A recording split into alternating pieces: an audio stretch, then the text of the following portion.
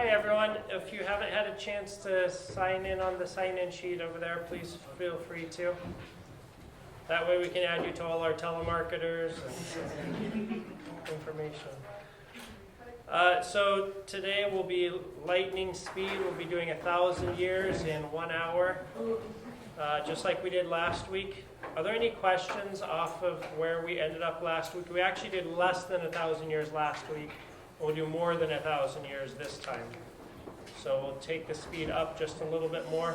A few unrelated things. One is this Saturday at 10:30 a.m. there's an opportunity to learn about how to bake the loaves that are offered in the liturgy, the prosphora. And that's open to anyone to go to the class and learn how to bake those. It's a great blessing to offer to the church. As far as actually offering them in the liturgy, it's for those who are Orthodox Christians. But if you're not Orthodox yet and you'd like to learn, it's just a wonderful opportunity, a very prayerful way of baking. And then on the following Saturday, November 19th, at 6 p.m., after Vespers, I'll be doing a demonstration of the preparation of the loaf. So on this coming Saturday, you'll learn about how the loaf is baked at 10:30 in the morning. And then on the following Saturday, we'll take a finished loaf, and I'll actually prepare it as I would for every liturgy, which normally occurs inside the altar, so you're never able to see what's going on during that. So that's, again, 6 p.m. on November 19th. Okay, church history, part 2. Where we left off was we had gone through the ecumenical councils, or at least the councils up till through the 7th ecumenical council. And now we'll continue forward. The central concern as we enter into these late centuries in the first millennium is the estrangement that happens between East and West.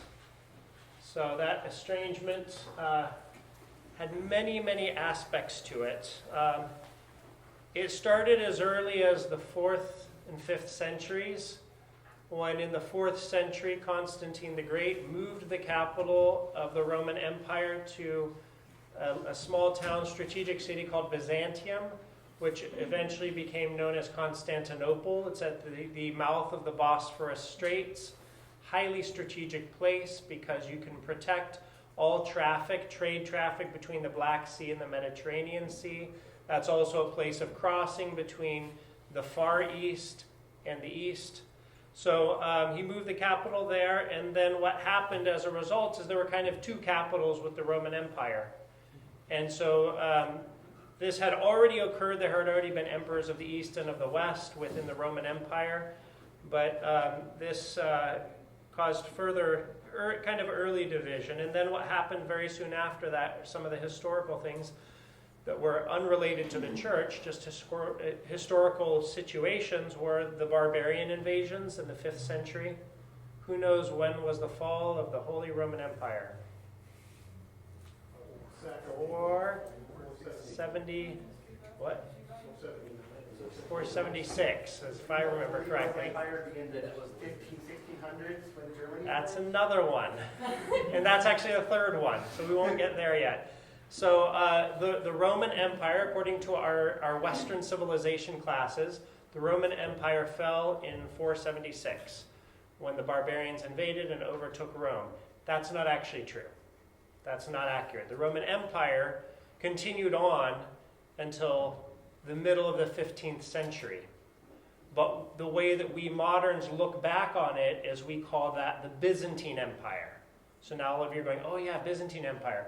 Do you know the word Byzantine, other than the fact that that tiny little town was called Byzantium? Do you know where the term Byzantine came from?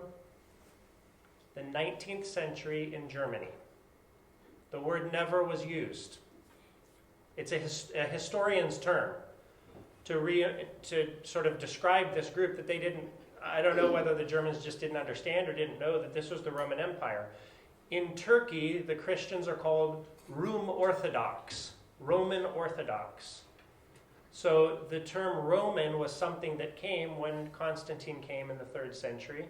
And the Roman Empire continued with its capital in Constantinople all the way until the fall of Constantinople, over 1,000 years later.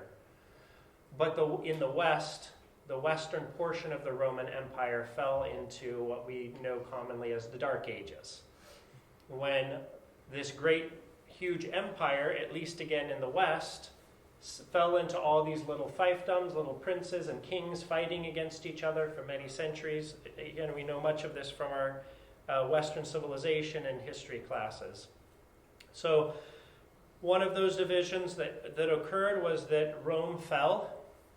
And while Rome fell, Constantinople was still, and actually the Roman Empire was having a huge flourishing within the 5th, 6th, and 7th centuries of architecture, of arts, of sciences. But in the West, what was happening was the Dark Ages. Another division that occurred just by the historical circumstances was a language division. So the language of the Roman Empire was Latin, but it was also Greek even before the Roman Empire. And so within the Roman Empire, they continued using Greek. Greek was, as we use the phrase, the lingua franca. That's the language people used to communicate. Latin was like the administrator's language. And so in the West, by the 400s, 500s, 600s, there was almost no one who knew Greek. And in the East, there was almost no one who knew Latin. So a big language barrier occurred. But then one of the biggest differences was the rise in the late Dark Ages of the Franks. And the Franks were, so let me switch here to a map so you can get your geography brushed up a little bit. Okay, oops, not that. Let's do it that way. There we go. Okay. So, east, west. So the Franks were up here in what is modern-day France and also somewhat in the Germanic lands. And the Franks wanted to create an empire. And so Charlemagne, Charles the Great, he called it the Holy Roman Empire to try and take that title that existed within Rome. And in doing so also he elicited the help of the Pope of Rome. And so he had the Pope coronate him as the king of the Holy Roman Empire, which of course doesn't go well for those who are in the Roman Empire, which is centered in Constantinople. And so Charlemagne had always had a lot of contentions with the East, and there was a time of conflict then. But more than that, what happened with the rise of the Frankish Empire is that they had theologians who were doing a lot of theological work, but they were coming up with different conclusions than what had existed within the church. So in the East, there are so many church fathers, so many theologians within the history of the church. You can just pick from so many. What century do you want? Do you want to pick, Irenaeus of Lyon? Do you want to pick Ignatius of Antioch, Basil the Great, Gregory the Theologian, Maximus the Confessor, all these different theologians? In the West, a very different story. Who is the most important theologian in the West in the earliest church? Augustine. Yeah. Augustine. Who else is there? St. Thomas Aquinas. St. Thomas Aquinas. Who else did I hear? Anyone else? Gregory the Great. Huh? Gregory the Great. Not quite in that same magnitude, but yeah. So what did you just do? You said Augustine, who was living in what century? 4th century. And then you said Thomas Aquinas. Yeah. You jumped 1,000 years. What happened there? What happened there? So there was one that you missed, which was Anselm. I say that name, and you should know Anselm. But still, he was in the 11th century. So in the West, it's a very different story of theology, and so everything came out of Augustine. Whether you're Roman Catholic or whether you're Protestant, Augustine's your man. And you're going to build your things off of Augustine, because he's pretty much the only early church father. Why is that? Just because there's this bias towards Latin. And all of the Greek, all the other authors were in Greek. Yes, question. Yeah, so there were a few others. And Pope Leo the Great. So there were definitely others. And the first one I mentioned, Irenaeus of Lyon, he actually wrote in Latin. But there were others. But just in terms of magnitude and importance within the theological development. So what happened was, building off of Augustine, when you have a whole symphony of voices, think of it like a symphony, okay? All of these different theologians and holy people within the church, all of them together, they create a harmonious sound. When you have one voice, there's just more of a chance that things can veer off in a wrong direction. So there are saints within the church where some of the teachings that they taught, the church just didn't really lift up, but other teachings of that same saint, the church said, this is the teaching of the Orthodox. So when you have someone like Augustine, there are some things that in Orthodoxy, we still consider him a saint, but there are so many developments post-Augustine that point back to Augustine that have serious theological problems. Things like original sin, that's a huge one, and that actually plays into so many different aspects of what is salvation, how can we be saved, and then in the Roman Catholic Church, the whole thing of Mary needing to be without sin, and so Immaculate Conception, all of these things trace themselves back to original sin, which is non-existent in the Orthodox Church. And you can read, Father John Romanides is an excellent author on that book called Ancestral Sin, or you can read Athanasius the Great on the Incarnation. So theological differences, I'm going to switch back again. Cultural divisions, that St. Augustine's writings, which become the Western mindset, and especially because, I don't want to make them the bad guys, but the theologians in the time of the Franks did a lot to cause division between what the Orthodox Church understood and what eventually the Western Church understood. So then we continue forward towards the schism. Okay, and for the schism, before we talk through these dates, I want to point out one other thing with the map. Okay, in the Christian church in the first millennium, there were 5 centers of orthodoxy. The first, of course, was Jerusalem. So on the map, see the little red star there? That's Jerusalem. Okay? Why? Because that's where Christ was crucified and resurrected. And then Rome, because it was the head of the Roman Empire in the earliest centuries. Alexandria, Antioch, and then eventually Constantinople. So these are all, other than Jerusalem, which has such importance just on its own, all of these other cities were major centers within the empire. And so those became administrative centers within the church. And this is where eventually the bishops of those cities became what are called patriarchs. They were all patriarchs. Another term that was sometimes used within the church was pope. But it's not a term that's used as commonly. But we don't have a problem with the term pope. We have a problem with who the pope is. And we'll get into the pope's role quite a bit more. So there are these 5 centers.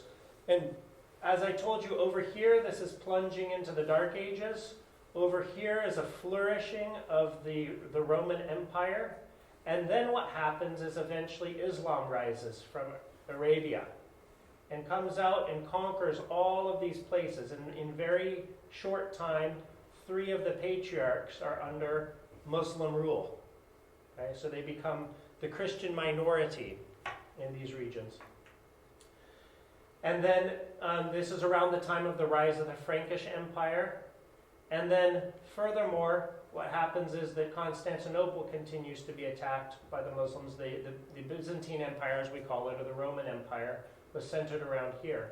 So this division that I talked about, you see a very clear line here where there's a language barrier, there's a political barrier, there are theological barriers between the two. So to say what caused the schism, you can't really just say, oh, it was just this one thing or it was this other thing. Any questions so far? Okay.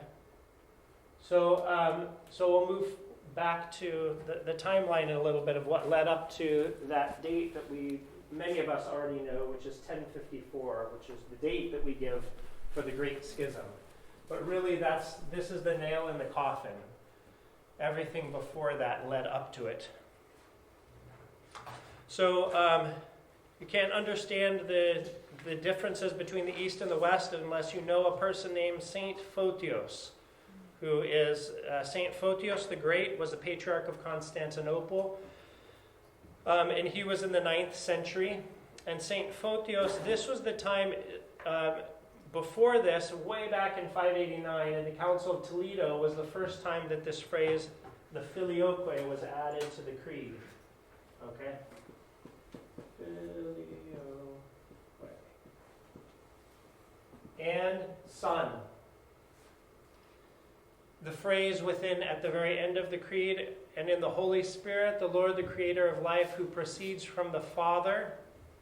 And in the West, they added, and the Son. That the Holy Spirit proceeds from the Father and the Son. And many historians have tried to figure out why exactly this Council of Toledo did it. They believe generally it was in combating Arianism, trying to build up who the Son is, to point to his divinity, but they added something that is flatly not true, and nothing that any ecumenical council ever agreed upon. There was no time in which the entire church said anything about adding this phrase. It was a regional council. And it's not theologically correct, because when you read in the Gospel of John, it says very clearly about the Holy Spirit proceeding from the Father.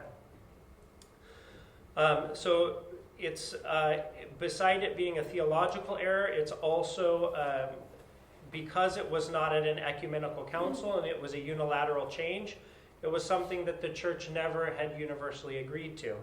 So, but it took time for that to happen way over in Toledo, Spain, for it to start drifting and spreading so much in the West that this became the creed. And then finally it drifted into the East. And in the East, of course, it would be in Greek. Then the Greek speakers are saying, what is this? What's going on here? And so by the 9th century, this is when St. Photios actually wrote to the patriarchs of the East, of Antioch, Alexandria, and Jerusalem, denouncing the Filioque. And so then this caused Latin sympathizers within Constantinople to get a council together, and at this council Photios was condemned and he was sent to prison, and this is called the Anti-Photian Council. And during this time he wrote the Mystagogy of the Holy Spirit. He said, "Who of our sacred and renowned fathers has said that the Spirit proceeds from the Son? Which council, established and made eminent by ecumenical acknowledgement, has proclaimed it? Indeed, which God-called assembly of priests and high priests, inspired by the Holy Spirit, has not condemned this notion even before it appeared. For they, having been initiated into the Father's Spirit, according to the Master's mystagogy, proclaimed and clearly and emphatically that the Spirit proceeds from the Father." So he wrote very strongly against this theological heresy, and I talked about it in a previous class when we talked about the Creed, about why this is an important heresy to understand.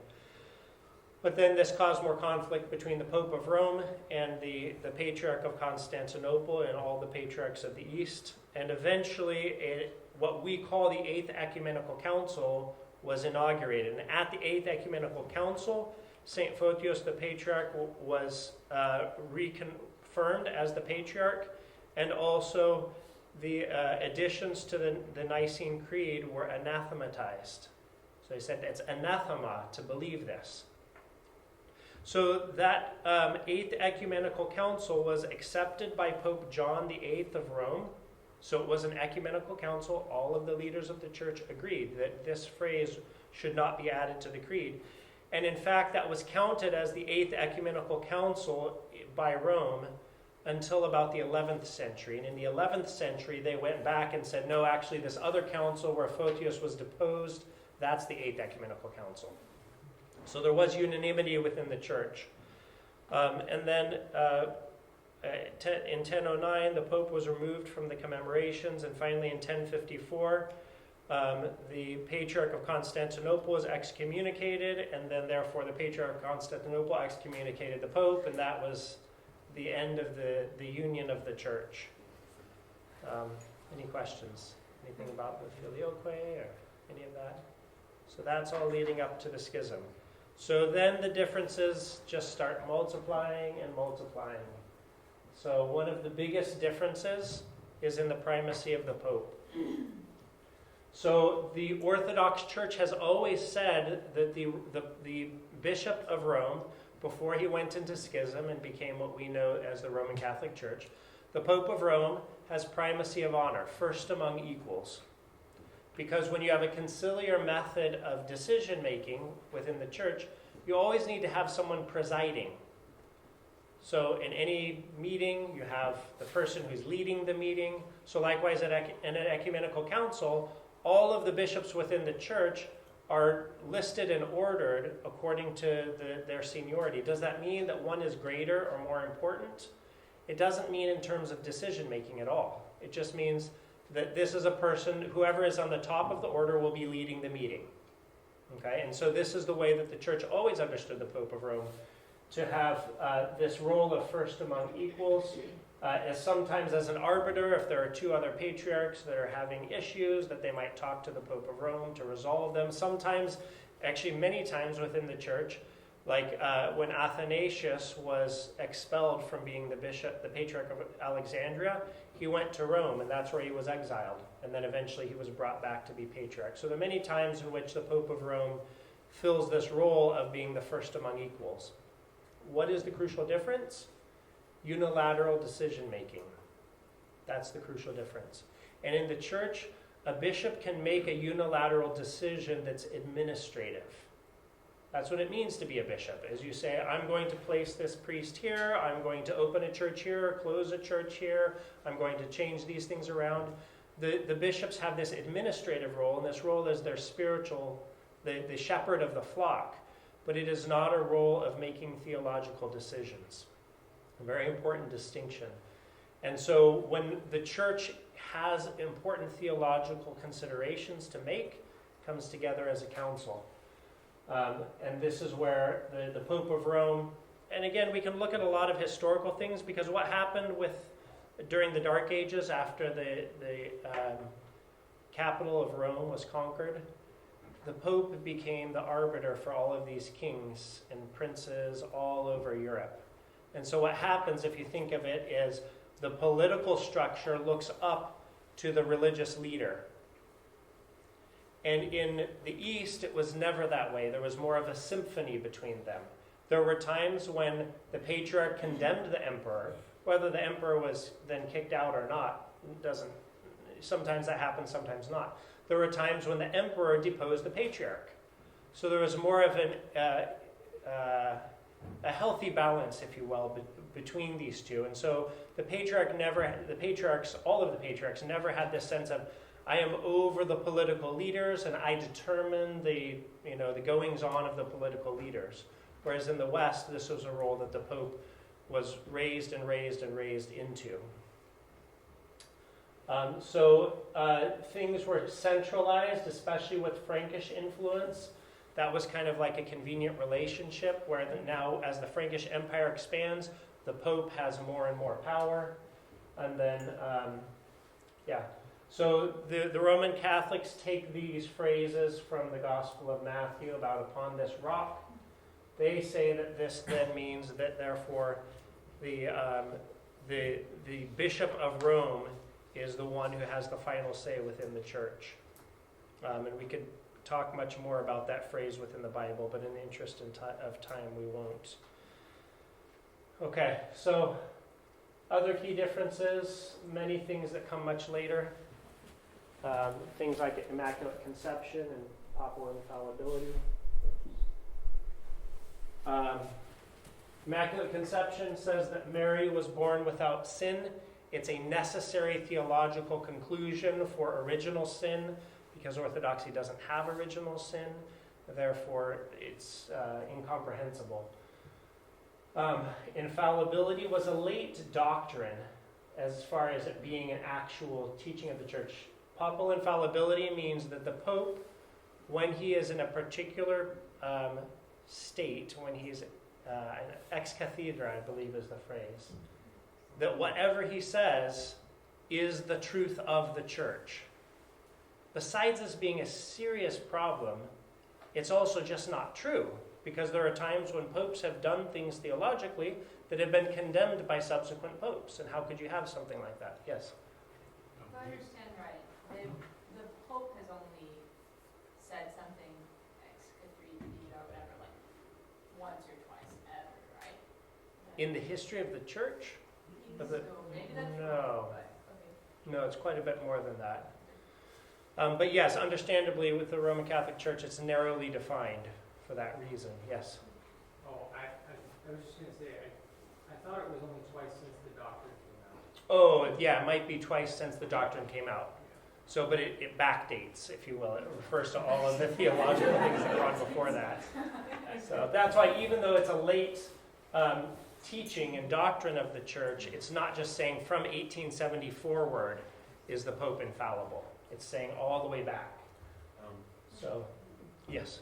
I tried explaining this to a Russian friend of mine, and he didn't know much about Catholicism. So I tried to simplify. I said, it means he can't say anything wrong. And he started laughing. He said, Bishop can't say anything right. So yes, in Orthodoxy, there's a little bit more being at peace with things not being in perfection. No delusion of perfection. Because, of course, we know people are not perfect. So we're not going to pretend that. And that's why throughout the history of the Orthodox Church, there have been times when many, many people within the church have gone off into heresy. But by God's grace, through the work of the Holy Spirit, that's been revealed. And either those people were brought back or condemned as heretics. Indulgences is something that later came about, purgatorial fire, these kinds of things. Again, in the interest of time, I'll move forward. But a lot of differences.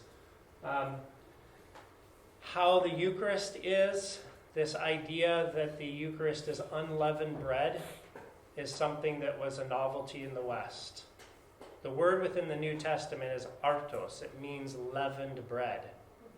So it's very clear within the New Testament text that the Eucharist should be with leavened bread.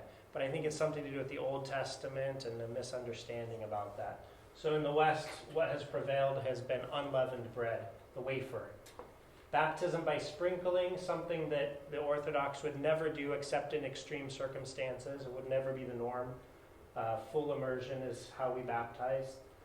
Chrismation, separated from baptism. So in the church, as it still is to this day, there's baptism, chrismation, and Eucharist. And all of those three happen on the day that a person is baptized. Or maybe the Eucharist might be the next time they have a liturgy. So infants are baptized by full immersion, are chrismated, and are receiving the Eucharist from as early as 40 days. In the West, the practice became that chrismation was much later. That's what we now call confirmation in the West, sometimes sort of like preteens. And then First Communion is somewhere around like 6 or so. So maybe some of you are Roman Catholic could tell me a little better. And so the order got changed around and separated by many years. So for us Orthodox, it's hard to imagine that infants and children are not receiving the body and blood of Christ. Celibate priesthood is another one. This is one I encounter all the time when I go about with my kids. It is flatly an innovation.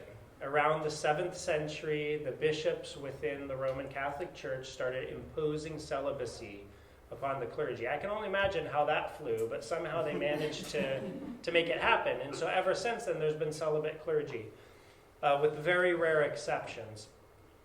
And in the Orthodox Church, celibacy has only been something that is for the episcopacy, to be a bishop within the church, other than in the very early church. There were, such as some of the apostles and then some of the bishops after them who were married. But just out of practical considerations, that a bishop is traveling all over the place geographically, is devoting themselves so completely to all these many churches. It's more of a practical consideration. It's not something that has a theological grounding to it. And for priesthood or for the diaconate, a person, however they enter into ordination, is the state that they remain. So if a person enters into ordination married, they remain married. If they're no longer married, then in most of the Orthodox Church, they're no longer a priest or a deacon. or they, they certainly can never remarry, anything like that. And then likewise, if a person chooses to be ordained, to allow themselves to be ordained as a celibate person, they remain celibate for their ministry. But it's a free choice. It's a choice that a person makes. So there will never be a time when a priest or a deacon is dating someone in the parish or something like that. So I know some of you may have had experiences of that with pastors and churches. Okay. So relationships after the schism, not great. What another huge blow to the East was the Fourth Crusade, in which the Venetians decided, well, instead of going all the way to Jerusalem and fighting the Muslims, let's just go and conquer Constantinople, the Christians, and take all of their wealth. And so for 50 years, Constantinople was under Crusader rule. And this greatly weakened what was remaining of the Roman Empire, which had been pushing Islam at bay for centuries, pushing Islam at bay. And that Fourth Crusade in 1204 really eventually led to the fall of Constantinople. The Council of Lyon and the Council of Florence, these were councils in which the West invited bishops of the East to come so that they could then convince them to teach the same teachings that exist in the West. And so the bishops of the East then did not adhere to these, or the church as a whole did not adhere to these councils. And then the Uniate Church, there have been, along that fault line between Orthodox and Catholic, there have been regions and ethnic groups where they were Orthodox and then they were overtaken by Roman Catholics, and so they became under the Pope but still with Orthodox practices, and vice versa, that there were those who were under the Pope and then they became Orthodox, back and forth throughout history. And then the modern ecumenical movement, we have this famous photo of Pope Paul VI and the Ecumenical Patriarch Athenagoras meeting, but there's really not much that can ever happen in terms of reunification, sadly. So much would have to happen for a reunification between the Roman Catholic Church and the Orthodox Church, because over the millennium that has occurred, there's been greater and greater and greater division. So all of those things that popped up since the Catholic Church has left Orthodoxy, those would be things that have to be resolved. Things like papal infallibility, things like how the Eucharist is given, things like the Filioque. Any questions? Yes? What about the Eastern? The what? The Eastern Catholic Church? So Eastern Catholic or Uniate or Byzantine Catholic, these are all groups that their exterior practices appear Orthodox, but they're under the Pope. And in those churches, sometimes the clergy are permitted to be married. So, but they're kind of treated as like the ugly stepchild of the Roman Catholic Church. Honestly, just, that it's like, oh, well, this is the Latin way, and oh yeah, there are these others that do this other way, but they're, we'll let them in, kind of thing. So because their practices are Orthodox, those people should be Orthodox, but for historical reasons, they left Orthodoxy. So, yeah, but there's such a strong push towards the Latin way, the Western way within the Roman Catholic Church, that those churches of the East that are still under the Pope are always kind of there, but almost. So, yes? Well, the Eastern Catholics too, they present this like, it kind of shows it shows that for the Catholics, the slip is showing a little bit because they clearly don't care about the theology.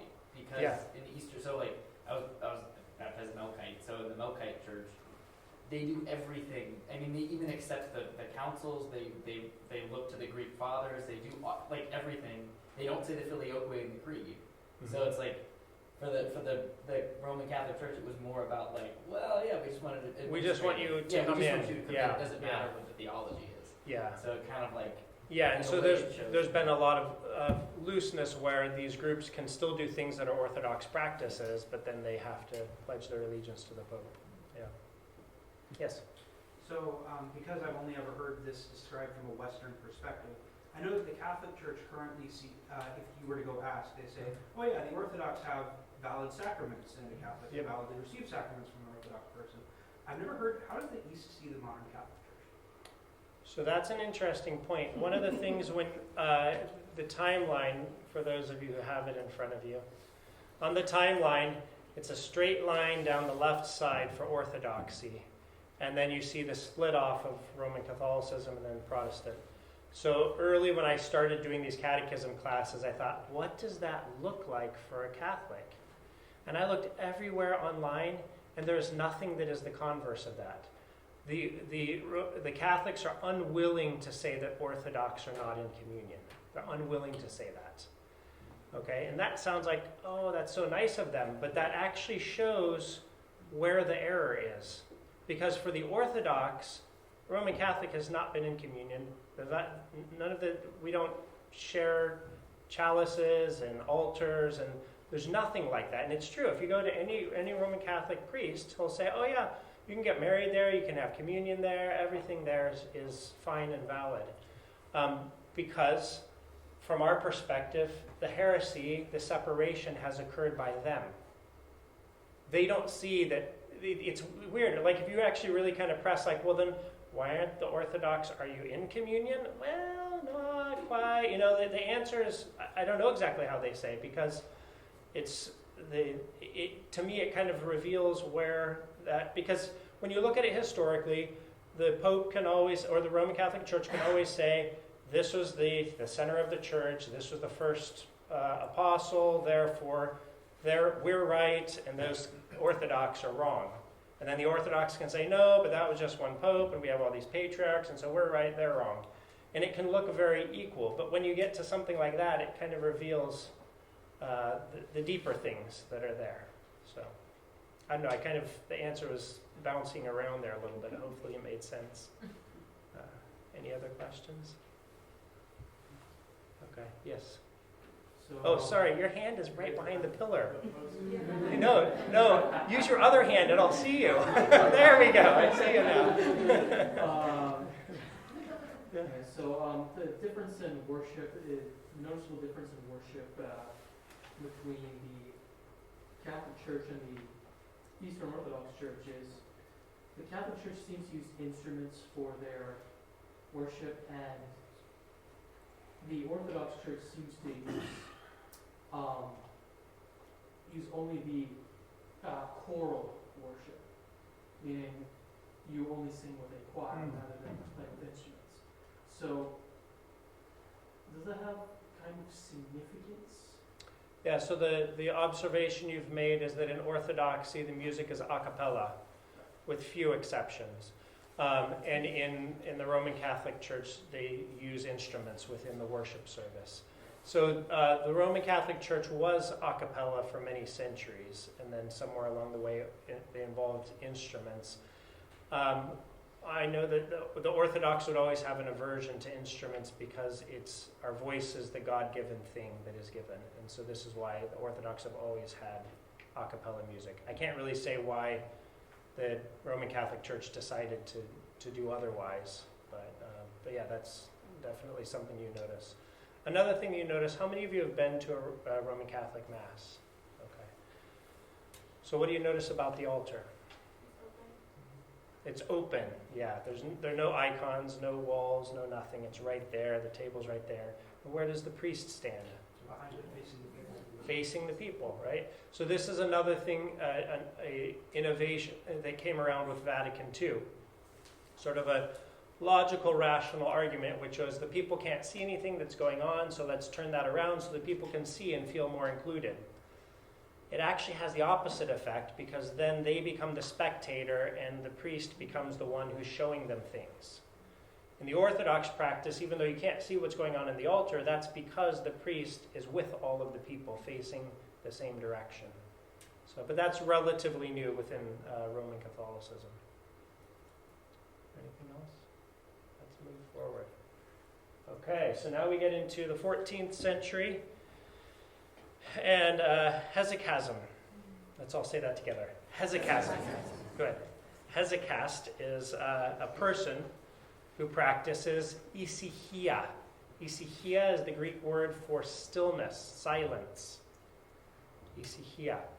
And so this word Hezekism has to do with the practice of silence, of stillness, which is a practice of prayer.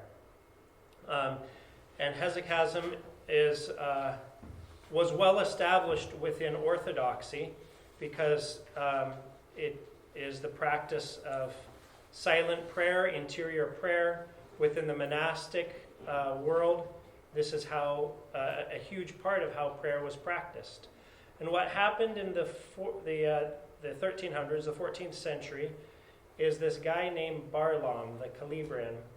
He was a Greek, but he was raised in Italy because there is still, even in that time, areas that had Greeks. And so he was raised in Italy, but he came to the east, and he came to visit Mount Athos, which Mount Athos is a monastic community, a peninsula in northern Greece, and it started having monasteries in the 11th century and has continued having more and more monasteries. And so he went and visited there, and he saw all these monks who were practicing interior prayer, prayer of the heart, the Jesus prayer, many different ways that we would describe it. And he called them belly gazers because they would be praying like this. And he derided it and said, you can't know God in this way. The way that we know God is by learning about God, by theological education and formation. This is how we know about God. And so St. Gregory Palamas, who was a monk on Mount Athos, then stood up and contested what Barlaam was teaching, and this went on into Constantinople.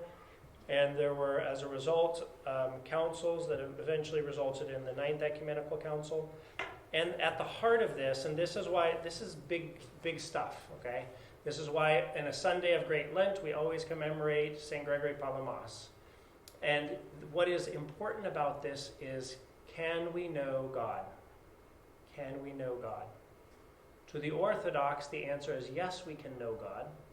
Because, to use these terms here, essence and energies, which again are difficult terms for us to understand, God in his essence is unknowable. Who God is completely unknowable. Because he's completely so other. How do we know God? Because he condescends. He reveals himself to us. He revealed himself to the prophets of old. He revealed himself to the apostles. He revealed himself in the flesh. So God, what we know of God is God's own self-revelation. And that revealing of God is described as his energies, his grace, if that's an easier word to understand, his grace. And at the heart of the question is God's grace God? Ponder that for a second. Is God's grace God? You don't have to answer, just think about it a little bit. Because to the Orthodox, the answer is yes. Yes. We can actually have a true and real communion with God because of his love for us, because he gives us his graces, his energies. So in the West, the word grace is used, definitely. But grace is understood as not being of God. It's a created thing. It's something that God creates, like he creates everything in the universe. He creates grace and gives it to us. Well, what is the problem for that as Orthodox? Then we're not having real communion with God. We're having the experience of something else he created. Like I have the experience of nature or of anything else, of the church and the icons. I'm not actually having real communion with God. And so this was a big issue. And the Orthodox Church in the Ninth Ecumenical Council affirmed the teaching that the church always had, but in the light of this person, Barlaam, who was making these arguments, the church had to explain it more and define it more so that we could understand that yes, we can have real communion with God, real relationship with God, and that relationship with God, furthermore, is not predicated upon any intellectual comprehension. That's a very important point. Because to this day, the way that a person is known to be more Christian so often is a person who knows more things about God, or as we use the word theologian. And in Orthodoxy, that has never been the case. That may or may not mean that a person is more filled with the grace of the Holy Spirit. May or may not. Very simple, humble people who are illiterate and uneducated, like the fishermen in Galilee, can become great theologians. In the right understanding of the word theologian means someone who has union with God, who is in union with God. Questions? There's a lot of heavy theology within that, but I wanted you to understand why it actually is very important. And to this day, Gregory Palamas is considered a heretic within the West. Yeah? I was just going to say, I find it really interesting that God picks, I guess, simple men generally. Yeah. When I think of like someone who's typically a Christian, usually it's they're out in the country or they're independent thinkers. Well, and how much within the Gospels did our Lord exalt simplicity, being like children? Because what comes with that is a humility. And what so often comes with having more gifts, having more knowledge, more intellect, more education, is ego. And ego becomes the barrier between us and God. I find it interesting that now you can be like, oh, I have a Master of Divinity, which in and of itself doesn't make any sense. I've never mastered divinity. I have one of those. But It doesn't make sense. You've met, like, I've seen priests and known about priests and theologians in certain denominations who are atheists. But yes, I'm a theologian. Yeah. The study of theology exists in almost every institution in the country.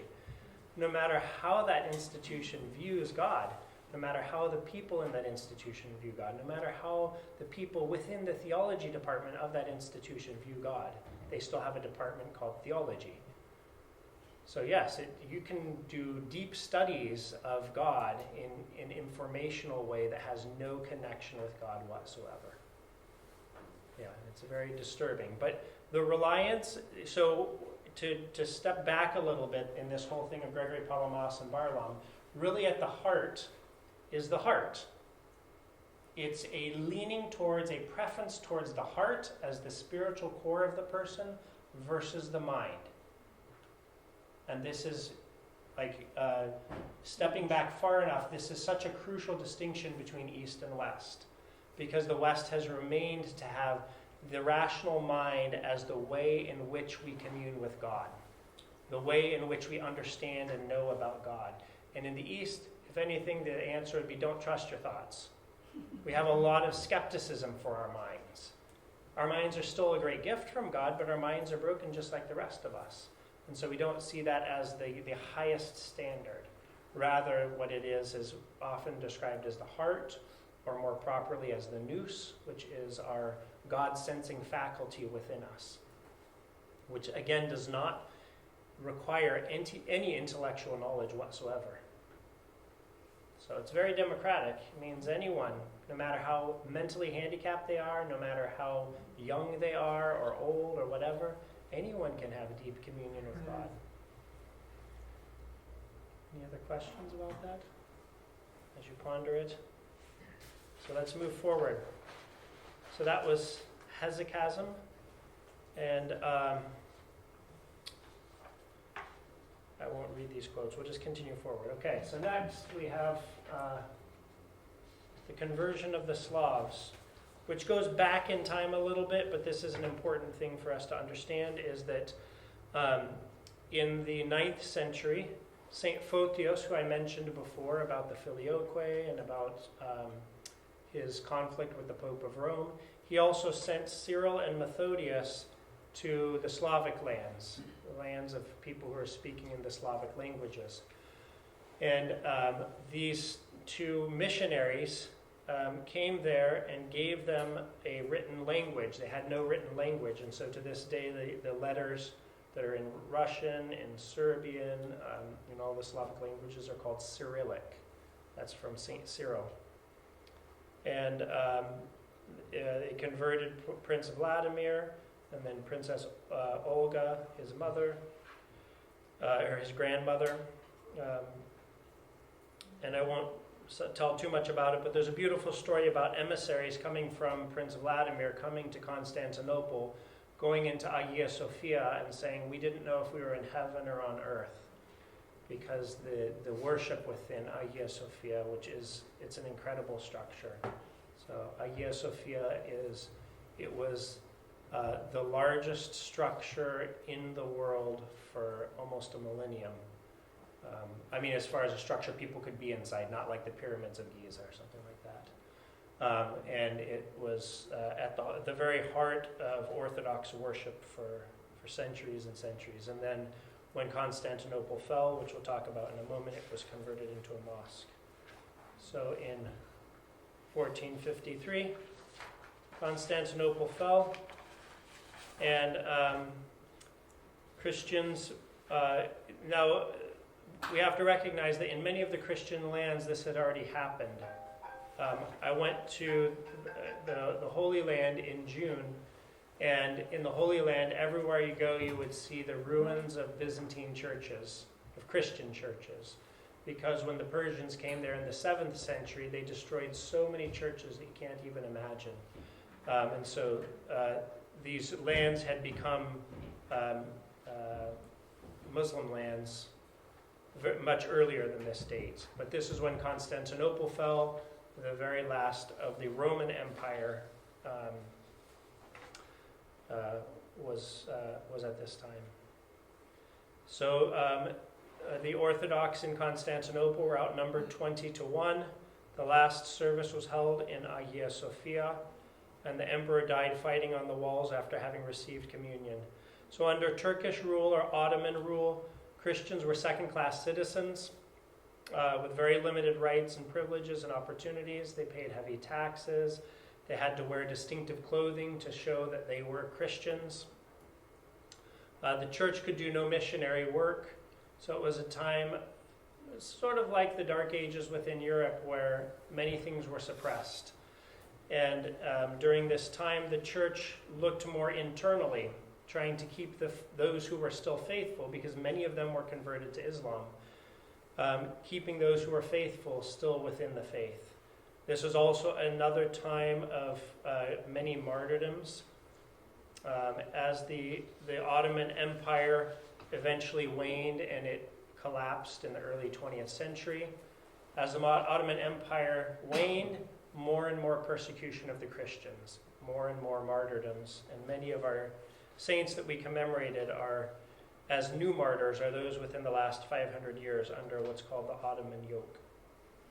Any questions? Let's move forward. So now we get to Protestantism. Okay. So I won't say a whole lot about this because many of you have more experience than I do, but the Protestant Reformation was in the latter part of the 16th century.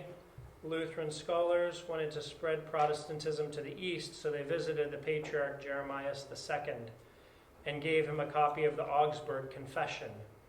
They corresponded with him. The Patriarch answered thoroughly in a very orthodox manner on these subjects, but chiefly on the topic of free will and grace, and on scripture and tradition, on the sacraments, on prayer for the dead, and praying to the saints. If you would like to read, I can give you a link sometime that talks about the Protestant Reformation from an Orthodox perspective. Also, you can find where the Orthodox gave a response to Protestantism. But that whole issue of free will and grace is a very important one, because remember, original sin, which is a doctrine in the West, therefore there's this whole issue where humans are, in their nature, they're no longer good. Human nature has become deformed as a result of the fall. So how could they be saved? And so then there's this whole thing of the grace which compels people into salvation, and this kind of reaches its climax within Calvinist theology, which is there's no way you can save yourself at all. It's only if God, forgive me for saying this, randomly selects you and says, you're now saved, and gives you his grace, and so then you can become saved.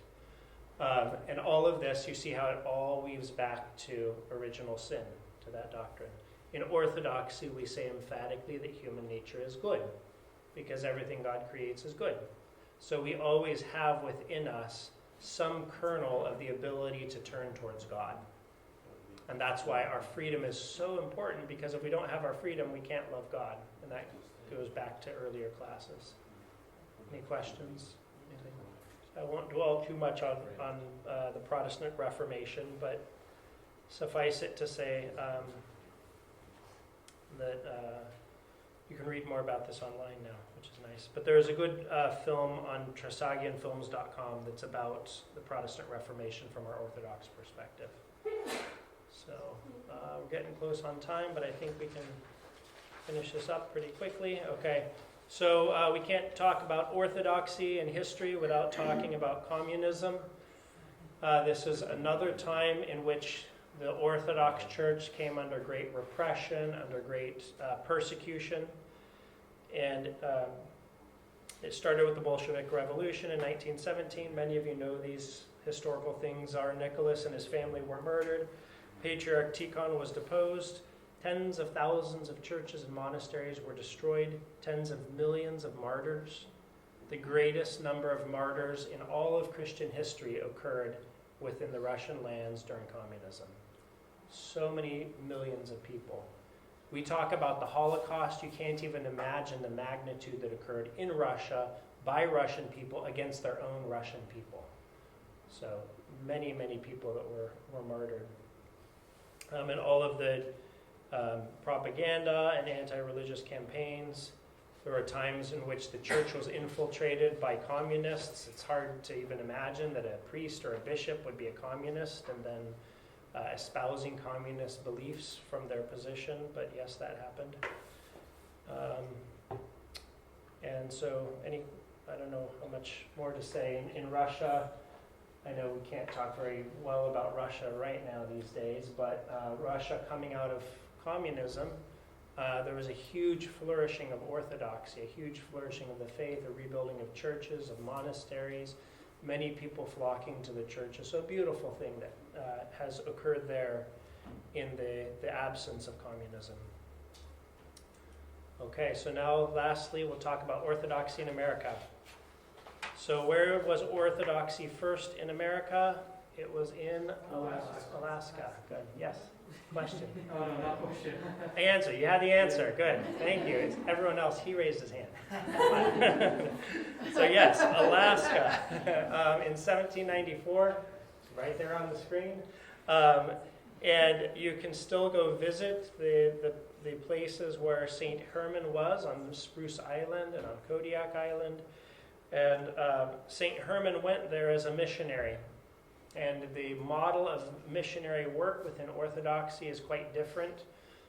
We might know about colonialism and in the West and going into places like Africa, or especially the Jesuits in Central and South America, forced conversion of people, using incentives to try to convert them. In Orthodoxy, the missionizing was in a much more organic way. And so St. Herman, like St. Cyril and Methodius, many centuries earlier with the Slavs, he went to Alaska, he learned their language, he learned what they understood of God, and then he built from that into the fullness of the faith. And so as a result of approaching in that way, the people there are still Orthodox. There are many Orthodox churches in Alaska from these early years. And then later on, St. Innocent of Alaska in the early 1800s. In 1864, in New Orleans was the first Orthodox church in the continental United States. And there were huge waves of immigration in the 1800s, late 1800s, and early 1900s. And for this reason, Orthodoxy still has a little bit more of a ethnic baggage, we might say. So what happened in many other places in the world is missionaries were sent from a particular bishop, and those that were converted became Orthodox under that bishop, and eventually a bishop would have been made in that region. What happened in America and in Europe and in Australia and in South America is something quite different, which was ethnic Orthodox went and moved other places. They got jobs, They had lives in the Midwest and in the West. They were coal miners, they were railroad workers, they were all kinds of different jobs. Very low-level labor jobs, as the recent immigrants were always treated pretty badly. And so they had their lives and their jobs, and eventually they said, I want to be married. I had a child, I've been married, I had a child, I want my child baptized. My loved one passed away, I want to bury them with the Orthodox service. And so then they wrote back to their native countries, to Serbia, to Greece, to Romania, wherever, and a community here would then bankroll for a priest to be brought over from the old country. And so they brought a priest over, and then they would have a church and a church community.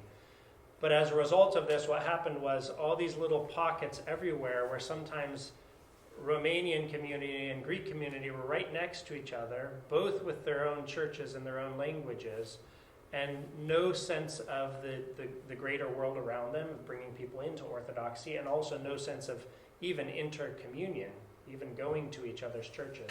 So Orthodoxy, because it's new to America, this is still something that lingers. Also, a canonical issue that we have is that in Orthodoxy there are multiple bishops over the same geographical region, which is not canonically correct, is not the way that the Orthodox Church should be. So by God's grace, over time, that will be resolved so that we don't have like 3 bishops in San Francisco and 5 bishops in New York that are all of their different ethnic jurisdictions. So, but these things take time in Orthodoxy. Yes? Wasn't there was a stretch of time when everything was under one? Where it was moving towards being under one, you're right. And so that's where the Bolshevik Revolution in Russia really dealt a blow to Orthodoxy in America, because Orthodoxy in America was becoming more canonically correct. But then once the Russia fell, then those bishops, then people started going to their own ethnic groups again, and so there was movement towards that, but unfortunately never ripened. So, and you can understand with people who are from other countries that they want to be with their own ethnicity. They want to have church like it was back in their village. It's still wrong, but you can understand why that came about and why that unfortunately still persists within Orthodoxy. So, yeah. Yes, question. So from what I've heard, many Catholics during the Bolshevik Revolution. I'm not sure if this historical fact is correct. Many were given over to the Russian Orthodox Church during this time, but I'm not sure how much. Is that accurately correct? You're saying Roman Catholics in Russia? Or where? I'm not sure. There were some lands that eventually under the USSR were Catholic people, like Poland, of course, was heavily Catholic, or Hungary, or places like that. But those remained Catholic under communism, and they were persecuted just the same as the Orthodox. But I'm not sure. Is there something more that you're describing, or? Yeah, that's fine. I don't mean to shoot you down with that, but yeah, it's the persecution was pretty universal against anyone who had a belief in God. So against the Jews, against the Christians, the Orthodox, the Catholics, because communism is inherently anti-God. So, any other questions or comments? Okay, go ahead. Only because I know they have a parish in Salem. Who are the old believers? Who are the old believers? Good. That's a little group. So what happened, I don't remember the exact year, but I want to say it was about 300 or 400 years ago in Russia. The patriarch saw that their religious practices were not in conformity with greater orthodoxy. And so they went to Constantinople and learned some things, and so they brought those back to the Russian lands. And some of those practices, which were all orthodox and correct, because they were not familiar to the people there, some of the people revolted. It was a huge schism within the Russian church. And those who refused these, what to the Russians looked like innovations, but weren't actually innovations in Orthodoxy, they split off. And so old believers exist to this day. And it's been centuries, and so their practices have, again, drifted more and more from Orthodoxy. So they're not in communion. Short answer. So I think we've reached the end of our time. If you have any additional questions about anything in history, I'll do my best. You can come forward. But otherwise, the next class will move on to new, other exciting topics. Thank you. Let's finish with a prayer. If you would rise.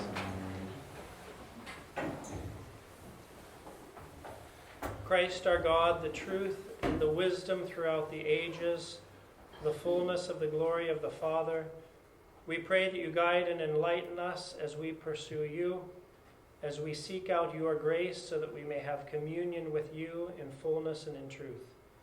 For you are holy, always, now, and forever, and to the ages of ages. Amen. Thank you, everyone.